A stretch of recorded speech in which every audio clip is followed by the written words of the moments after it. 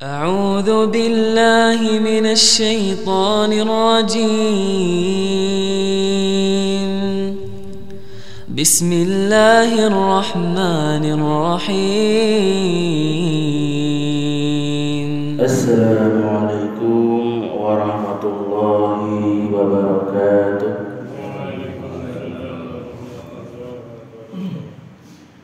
Alhamdulillah, nahmaduhu wa nasta'inuhu wa nastaghfiruh wa na'udzu billahi min shururi anfusina wa min sayyiati a'malina. Man yahdihillahu fala mudilla lahu wa man yudlilhu fala hadiya lahu. Asyhadu an la ilaha illallah wahdahu la syarika lahu wa asyhadu anna Muhammadan abduhu wa rasuluh, amma ba'd. Alhamdulillah, segala puji marilah kita panjatkan kehadirat Allah Subhanahu wa taala yang dengan nikmatnya pada pagi hari ini kita masih digerakkan untuk menjalankan sholat subuh berjamaah di Masjid Ar-Rahmah ini tanpa suatu halangan apapun. Shalawat dan salam selalu kita aturkan kepada junjungan kita Nabi Muhammad Sallallahu Alaihi Wasallam, kepada seluruh keluarganya, para sahabatnya, para tabi'in, para tabi'ut tabi'in, dan semoga kita semua selalu menjadi bagian dari beliau sampai hari kiamat kelak. Jemaah, bapak-bapak, ibu-ibu rahimani wa rahimakumullah, insyaallah pada kesempatan ini kita akan melanjutkan bahasa dari kitab Ad-Da' wa Dawa karena Ibnu Qayyim al-Jauziyah rahimahullah taala. Kalau di beberapa pertemuan sebelumnya kita sudah membahas beberapa bentuk cinta yang dilarang oleh Allah Subhanahu wa taala, yang dimurkai oleh Allah Subhanahu wa taala. Maka pada pagi hari ini kita akan membahas cinta yang tidak diingkari dan tidak pula dicela. Bahkan beberapa termasuk cinta yang sangat dipuji oleh Allah dan Rasulnya. Maka yang pertama, cinta yang paling mulia, cinta yang paling terpuji adalah cinta seorang muslim kepada Allah dan Rasulnya. Makanya cinta yang paling utama, cinta yang meringankan beban kita, yang mensucikan hati kita, yang menguatkan iman kita, menjernihkan pikiran kita, dan menjadikan kehidupan kita lebih baik dengan sebenar-benarnya. Maka Ibnu Qayyim menuliskan, bagaimana cara kita mengetahui apakah kita mencintai Allah dan Rasulnya? Karena kan cinta itu kan susah diukur ya. Bahkan kita sendiri tidak bisa mengatakan seberapa besar cinta kita kepada Allah, seberapa besar cinta kepada Rasulullah, apakah lebih besar daripada cinta kepada para makhluk. Nah, cara mengukurnya adalah bagaimana kadar kecintaan kita terhadap Al-Quran. Karena Al-Quran adalah kalam Allah, firman Allah Ta'ala yang diturunkan kepada kita. Maka ketika seseorang itu mencintai Allah dengan cinta yang sebenar-benarnya, maka dia lebih senang mendengarkan Al-Quran, lebih menikmati bacaan Al-Quran dibandingkan syair-syair, dibandingkan lagu atau musik yang lainnya. Utsman bin Affan radhiyallahu anhu berkata, sekiranya hati kita bersih, tentu ia tidak pernah merasa kenyang dengan firman Allah. Selalu ingin membaca atau mendengarkan.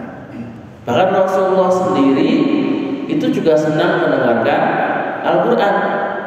Beliau pernah berkata kepada Abdullah bin Mas'ud radhiyallahu anhu, Abdullah bin Mas'ud kan salah satu qori, memang yang bacaannya orang yang diantara para sahabat yang bacaannya paling bagus. Karena Nabi minta kepada Abdullah bin Mas'ud, coba bacakanlah Al-Quran untukku. Ibnu Mas'ud pun bertanya, wahai Rasulullah, bagaimana mungkin aku membacakannya sedangkan Al-Quran itu diturunkan kepadamu? Kok tidak dengarkan dari saya? Sekarang engkau sendiri yang mendiktekan Al-Quran, engkau yang menyampaikan Al-Quran, engkau yang paling tahu tentang Al-Quran. Kenapa harus mendengarkan dari saya? Maka Rasulullah bersabda, aku suka mendengarkan Al-Quran dari selainku. Kalau Rasulullah itu saking sayangnya, saking cintanya dengan Al-Quran, jadi tidak hanya suka membacanya, tapi juga suka mendengarkannya. Maka kemudian Ibnu Mas'ud membacakan Al-Quran mulai awal dari surat An-Nisa sampai kepada firman-Nya di An-Nisa ayat 41, fa kaifa idza ji'na min kulli ummatin bi syahid. Maka tiba-tiba Nabi berseru, cukup.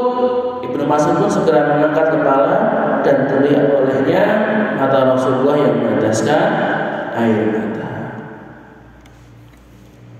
Maka orang-orang yang benar mencintai Al-Quran akan merasakan kenikmatan, kelezatan yang berlipat ganda, yang jauh lebih besar dibandingkan dengan orang-orang yang menikmati lagu, menikmati musik, atau menikmati syair yang lainnya.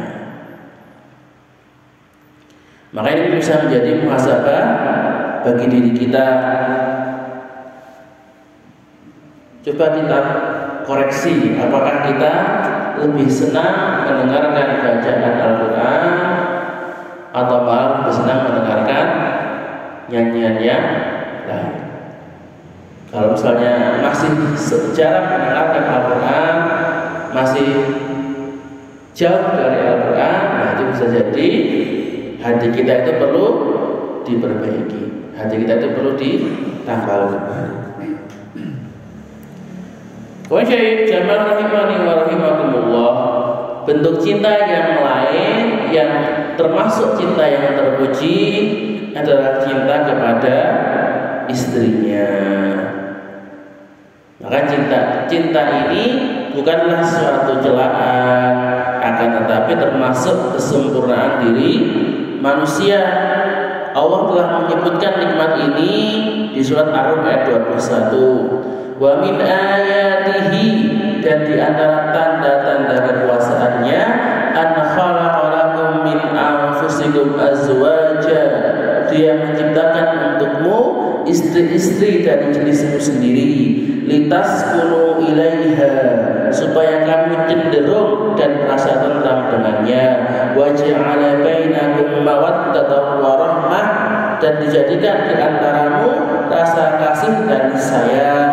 Inna fi dzalika laayatil liqaumin yatafakkarun, sesungguhnya pada yang demikian itu benar-benar terdapat tanda-tanda bagi kaum yang berfikir.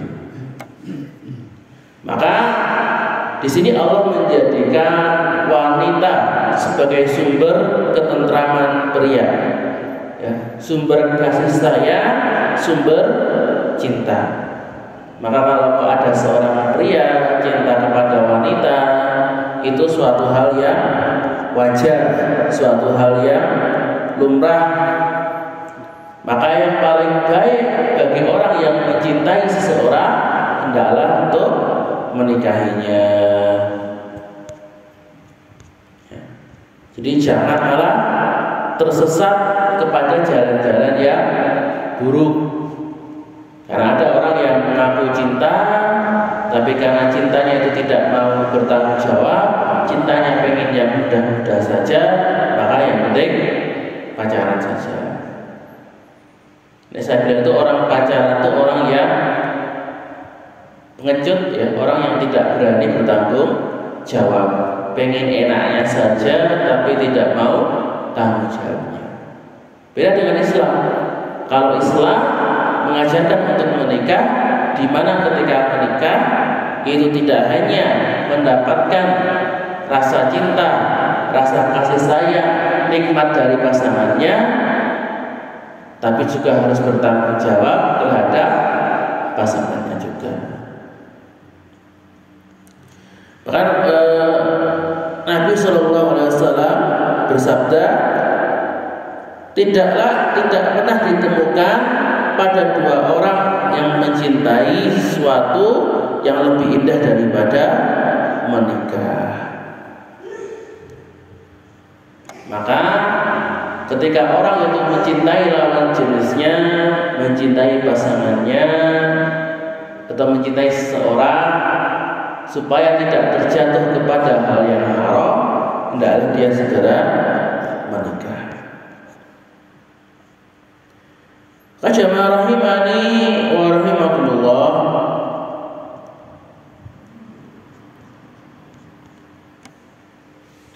Maka sikap mencintai pasangan, nah itu bukanlah sifat yang tercela.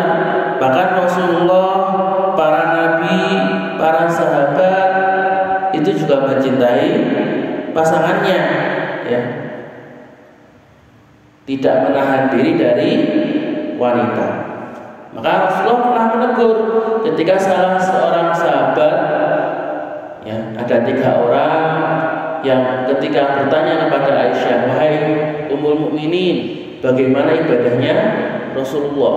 Maka Rasul dijelaskan seperti ini. Maka sahabat ini mikir, walah, ya Rasulullah saja yang sudah dijamin surga itu ibadahnya banyak seperti itu, lah berarti saya yang tidak ada jaminan apa-apa,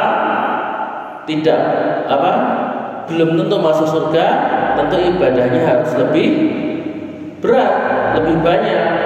Maka sahabat yang pertama berkata, saya akan sholat malam terus tanpa tidur. Yang kedua berkata, saya akan puasa tanpa berbuka. Maksudnya puasa terus tiap hari. Maka yang ketiga berkata, saya tidak akan menikahi wanita, pengen fokus ibadah saja. Maka ketika hal ini sampai di telinga Rasulullah pun melarang, janganlah kalian berlebihan dalam ibadah. Bahwa aku, Nabi Muhammad itu adalah orang yang paling soleh, ibadahnya itu paling banyak. Jadi tidak ada orang yang ibadahnya itu lebih baik, lebih banyak daripada Rasulullah. Akan tetapi Rasulullah itu tidur juga, jadi sholat malam tapi juga tidur. Rasulullah itu puasa tapi juga berbuka, dan Rasulullah itu juga menikah dengan wanita. Maka ini menunjukkan kelirunya anggapan kalau orang-orang yang zuhud, orang-orang yang baik itu harus jauh dari dunia, jauh dari wanita. Itu perkataan yang tidak tepat. Maka kita lihat, ya, bagaimana para nabi pun mereka semua punya pasangan. Bahkan hampir semuanya itu menikah lebih dari 1. Nabi Ibrahim punya istri 2, Nabi Dawud bahkan punya sampai 100, Nabi Sulaiman lebih banyak lagi, Nabi Muhammad sendiri punya 11 istri. Dan beliau pun mencintainya. Jadi nikahnya itu tidak hanya sekedar nikah sudah selesai, betul. Ketika beliau menikahi istrinya, beliau pun mencintai semua istrinya. Nabi pernah ditanya tentang siapa istri yang paling dicintai, maka beliau pun menjawab Aisyah. Beliau pun pernah juga berkata tentang istrinya Khadijah radhiyallahu anha, aku diberi rezeki berupa kecintaannya. Bahkan Ibnu Abbas berkata, sebaik-baik umat ini adalah yang paling banyak istrinya, paling cinta dengan istrinya. Maka berbagai hadis ini menunjukkan betapa kita itu ketika mempunyai pasangan, cinta kepada pasangan kita itu bukanlah suatu kejelekan, bukanlah suatu hal yang tercela, tapi merupakan suatu hal yang paling utama. Kemudian rahimani wa rahimakumullah, maka Ibnu Qayyim menuliskan bentuk cinta terhadap pasangan itu terdiri dari 3 bentuk. Yang pertama adalah cinta kepada istri dan pasangannya.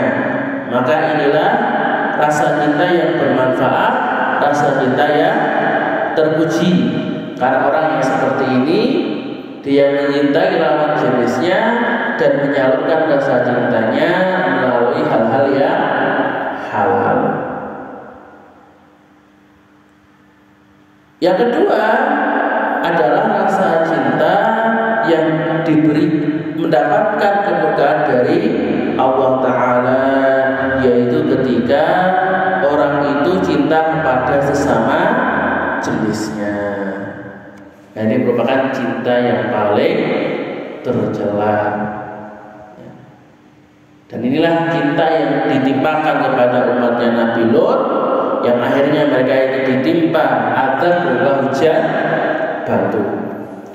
Maka kalau ada orang yang terjangkit cinta ini, karena memang kadang-kadang muncul rasa seperti ini, kita tidak bisa memungkiri banyak orang yang mungkin karena pengaruh lingkungannya, pengaruh kondisi kondisi dirinya, keluarganya, itu menjadikan dia cinta kepada sesama jenis. Maka kalau seperti ini, cinta ini merupakan penyakit yang harus segera diobati. Hendaklah dia meminta tolong kepada Allah Subhanahu wa Ta'ala supaya mendapatkan petunjuk, supaya Allah mengobatinya, supaya Allah menolong dirinya, dan juga bisa meminta tolong lewat terapi-terapi atau cara pengobatan yang lain. Dan yang ketiga, nah ini cinta kepada lawan jenis yang di luar kemampuannya dan dia tidak bisa menikahinya. Misalnya ketika melihat, tidak sengaja melihat wanita cantik, kemudian ada rasa senang, rasa suka. Nah ini kan wajar ya, fitrah manusia senang dengan yang cantik-cantik, senang dengan yang ganteng-ganteng. Maka kalau ada orang yang seperti ini, ketika dia tidak bisa menikahi wanita tersebut, maka hendaklah dia menundukkan pandangannya, menyibukkan dirinya dengan perkara-perkara yang berfaedah, perkara-perkara yang bermanfaat, sehingga bisa menghilangkan pikiran-pikiran yang buruk tersebut. Karena kalau kita sering, ketika kita sibuk, ketika kita banyak pekerjaan, insya Allah tidak akan sempat untuk memikirkan yang macam-macam. Tapi kok kalau misalnya nganggur, nyantai-nyantai, nanti bisa pikirannya kemana-mana. Dan ketika ada pikiran cinta, ya rasa naksir yang tidak dibenarkan, nah itu ketika menyebar, ketika dibiarkan, itu bisa menjerumuskan kita ke dalam perbuatan yang haram. Maka insya Allah akan memberikan pahala bagi orang yang menjaga kesabarannya, yang menjaga nafsunya, dan mengutamakan ridho dan ampunan dari Allah Subhanahu wa Ta'ala. Jemaah rahimani wa rahimakumullah, mungkin cukup sekian yang bisa saya sampaikan pada pagi hari ini. Akhir kata tadi disampaikan bahwa salah satu cinta yang paling baik, yang pertama adalah cinta kepada Al-Quran, senang mendengarkan dan membacanya, dan yang kedua adalah cinta kepada pasangannya yang sudah ia nikahi, bukan kepada pacar atau gebetan. Akan melihat jika ada salah kata, maka datangnya dari diri saya sendiri, dan saya mohon maaf sebesar-besarnya. Dan jika ada kebenaran, maka datangnya dari Allah Subhanahu wa Ta'ala, dan semoga kebenaran ini bisa kita terapkan dalam kehidupan kita sehari-hari. Bilana fil walidayah, walida walinaya, nun wal lam ya yastur mastabul khairat. Subhana rabbika rabbil izzati amma yasifun, wa salamun alal mursalin, walhamdulillahi rabbil alamin. Tsumma assalamu alaikum warahmatullahi wabarakatuh.